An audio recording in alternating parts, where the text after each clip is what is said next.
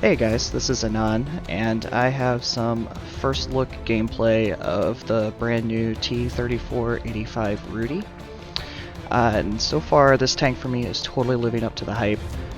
Really enjoying it. The gun and DPM is just kind of insane, and the mobility makes it really impressive too. So actually, it's earning credits a lot better than I thought it would. I have a full provisions loadout and have been earning fairly decently. It's not going to be a regular grinder, but it's just a really good and fun tank to play. So I've got 3 quick gameplays just to kind of give a nice overview of how it's handling and performing, and that way you can kind of make decisions based on that. So on Middleburg, and going ahead and doing my normal hills thing, our team is unfortunately split up.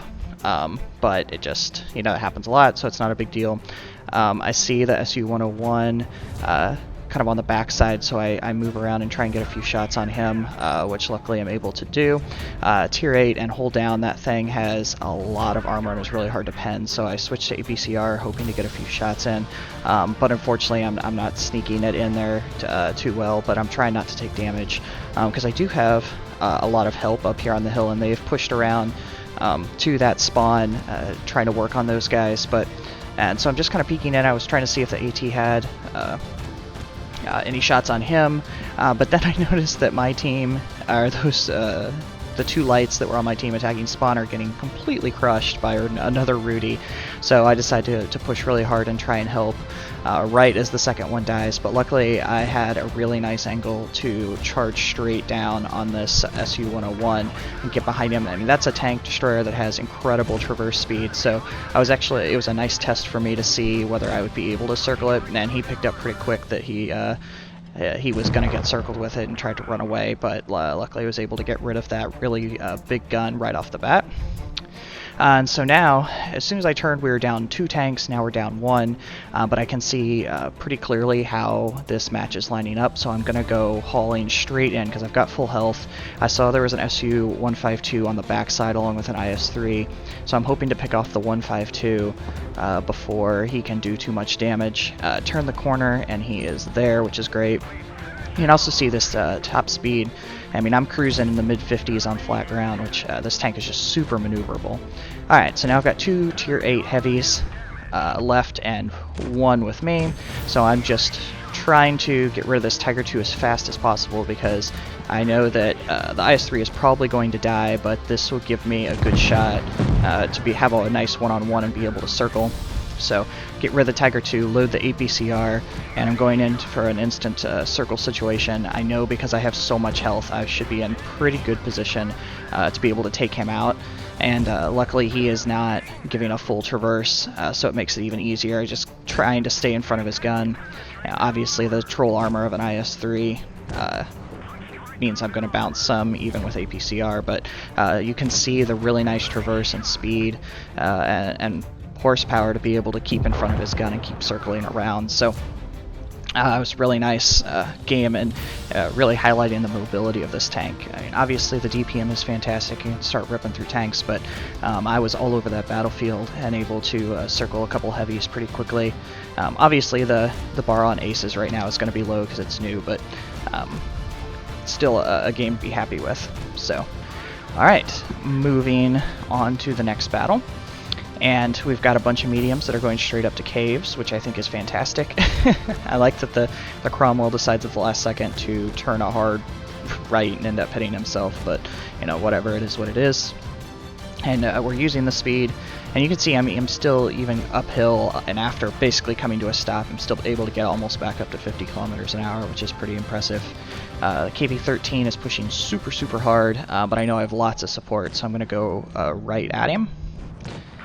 And go ahead and flank around to the other side just to make sure that he doesn't get away from us, and let them kind of finish it as we turn, where you can see another Rudy showing up.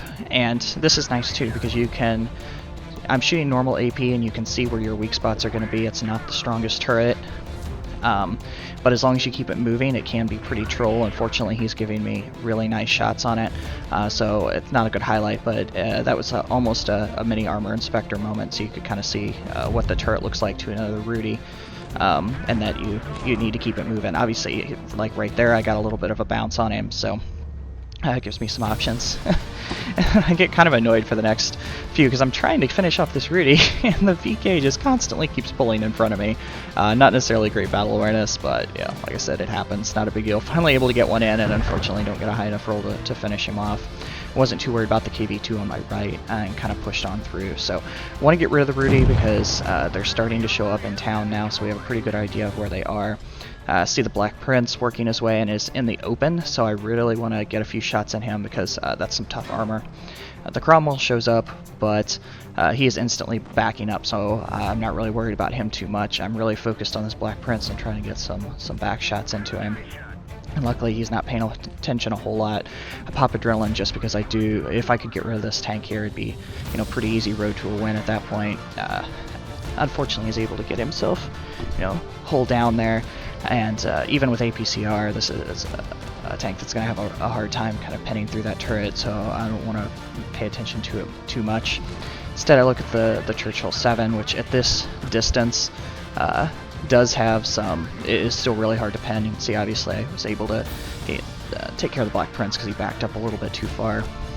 Trying to sneak some APCR shells in here, but I finally realized it's just not worth the waste of credits to shoot at him at that distance because I know all three of them are over there. I can see that my team is hanging behind me and has a lot of their attention, so I'm hoping I can just kind of sneak in behind without having too much problems and be able to wipe him out that way. So I come up, I see the Churchill, and could finish him off, but decide the Cromwell is a better target because of his health to whittle him down a little bit. The Churchill just doesn't scare me too much. I'm not going to chase the Cromwell out in front of those TD guns, so instead I switch, and we're able to get rid of him too. And now I can turn and worry about the Cromwell because he is kind of wedged himself up in there a little bit.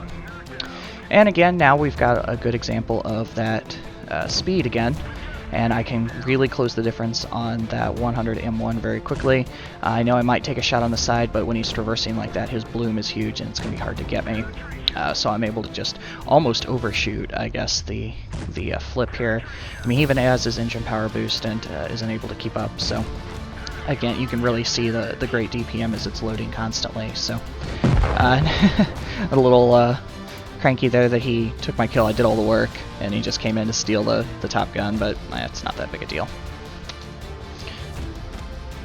So again, obviously, if it feels like a T-43, obviously it's very similar to that, but the gun, it just is really, really nice, and yeah, it's been just a fun tank to drive so far. Okay, and one last battle here on Castilla, just to give, again, another kind of look at it.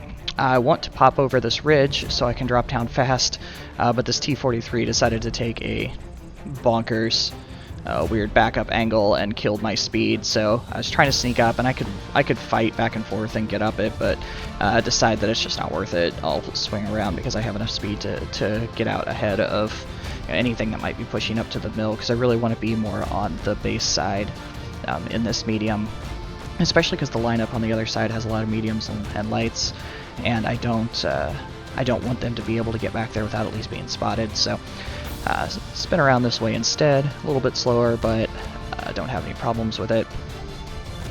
Our 43 has moved into town, which actually works out good so that I'm not bumping into him a whole lot for shots here. And just pull straight forward because I know that Black Prince is working his way up. And I'm hoping to get a few shots. Now, I've worked out here farther than you necessarily should.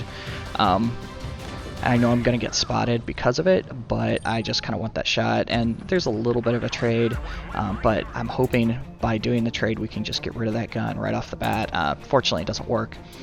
And that's why I switched to APCR. Was actually for the velocity, not for the penetration when I'm on the side, because I was hoping to sneak that last shot in. Right about that time is when I see the RU pop up on my minimap, and so I flip around because I know the 43 is probably the one that spotted him, but is going to need help, and poke out just enough to see that, sure enough, we set up in a good spot because the mediums and lights did come right where we thought they would. So I'm trying to get into a side scraping position here and just try and give him some cover. He's doing a pretty good job in town too, and stopped their advance. So just working, trying to get some shots that RU pushed forward, but able to get a nice bounce.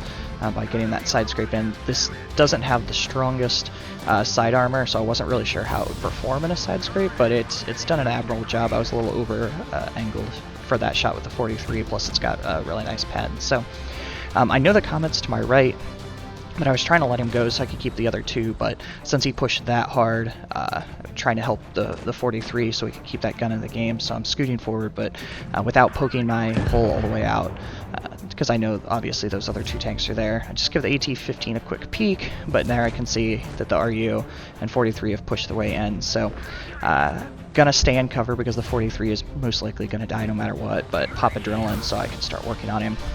Want the shot on the 43 just to stop him and his advance. And now it's getting into a little bit of trading. The RU's doing a good job. He's trying to keep himself protected. But I know I can pen pretty much anything on him with standard, so I'm just looking for those little sneak shots in there and able to poke him in. I just don't want to die in this situation because they're going to be able to pretty much wreck our team from the base area. I could tell by the angle the 43 was taking that I was going to be safe to poke out and get his hole first, and it's exactly what happened.